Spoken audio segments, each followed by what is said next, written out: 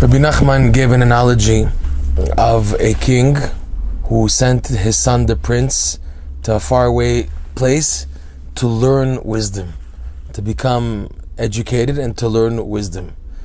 And after many years that the prince became very, very educated, very intellectual, the king sent back for the son to come back. And the king wanted to test to see how wise, how smart, how clever is his son. So the king presented to his son with a test. He had a big giant millstone on the main floor, on the ground level floor of the palace. And he asked the prince, I want you to take this millstone and to bring it up to the roof, the next floor up, which is the roof. And the son, the prince, was plutzing, trying to figure out all types of techniques, how he's going to do this, how he's going to lift it up, how he's going to get it moving. And he just could not figure it out, how to get this big millstone up to the top.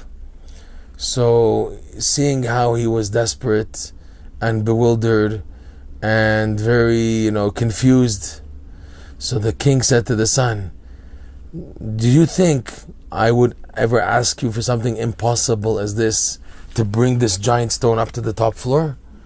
I would ask you to do something which is very difficult and impossible to do. I didn't tell you to bring it in its entirety. Even if you chip at it into smaller pieces and to bring up eventually all the pieces till eventually all of them are up on top, that's what I wanted. So Rebbe Nachman used this analogy, this parable, to express that the stone is the idea of the heart of stone. That no matter how much you may have learned Torah and become educated and very developed in the Torah to become a Torah scholar, still ultimately what's going to bring your heart back up to Hashem, because the goal of Judaism is to get the heart connected to Hashem, right? It's a verse, Nisa libenu Elkabas el bashamayim. We will raise our hearts to our hands, our palms, and from there upwards to God, our Lord in heaven. In other words, the goal is to get the heart connected to Hashem. Another verse that we say in the every day in the Aleinu prayer, V'yadata hayom v'hashevota el levavecha. You should know every day and bring this awareness to your heart that Hashem is ki Hashem Elokim b'shamayim im'al v'aretz v'tachat ein od. That Hashem is the Lord and the King up above and below, and there's no other one. But the goal is to get the heart connected. So here, in this analogy, the king, which is Hashem, is telling the man, as much as you're learning Torah, the goal to get the heart up, it won't be through your intellect. It'll be through prayer. Specifically, prayer is that which chips away at the heart and brings your heart up to Hashem. So now there is a question with this analogy. What was so difficult for the prince to figure this out? He could have, if he was so smart.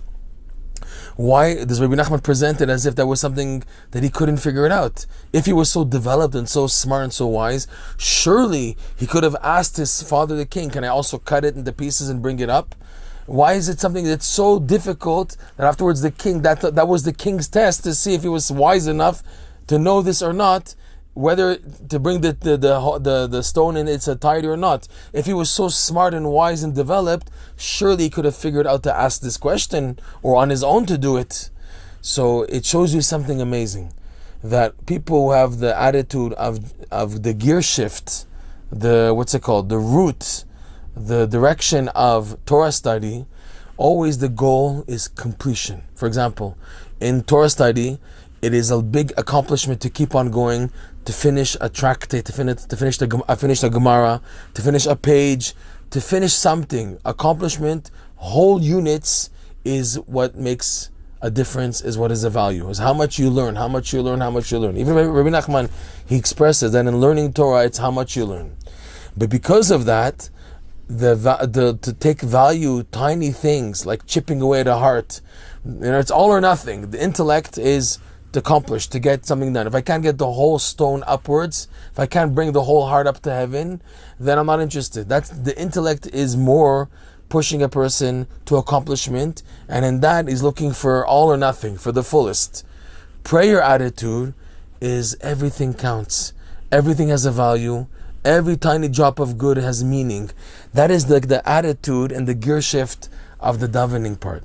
And so the king here, which is Hashem, even though the son is the Jew, the person became very developed in Torah study, still to bring up the heart, which requires little morsels, which is chipping away another prayer, more prayers until the heart is totally moved and pushed forward towards Hashem. It's prayer that does that, and not the Torah study part. And this is why we need both. We need the Torah study to give us the perspectives of our lives, but we need the davening to do the actual moving of the heart. To get things moving in light, it's the davening. And in davening attitude, a person makes himself like an ani ve'evyon, a pauper, where every tiny thing makes a difference. Every tiny thing I can salvage, that's what I need. It's amazing. Everything is welcome. Everything, I'm not saying if it's something tiny, I'm not interested. No, I respect and I value every little thing that can be done. In our case, in the context of this analogy, even chipping away at the heart, little by little, we'll get a person somewhere. And this is especially noticeable in davening, because the typical attitude of people is, I've been davening for years and years and years, and I don't see any changes in my life.